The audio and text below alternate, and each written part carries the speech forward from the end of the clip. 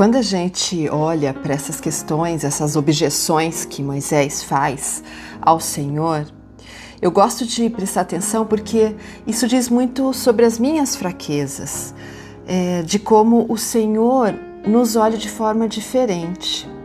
Talvez, se tentarmos colocar isso em prática para a nossa vida hoje, você também está passando, ou eu estou passando por momentos em que meus medos às vezes causam essas objeções.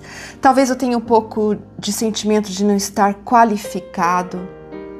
Talvez eu tenha o sentimento de não ser o suficiente, ou não saber o suficiente sobre Deus. Talvez eu tenha o medo do fracasso, o medo da rejeição. Talvez eu tenha um medo da inadequação, de não estar pronto para aquele serviço. Talvez eu tenha medo de novos desafios.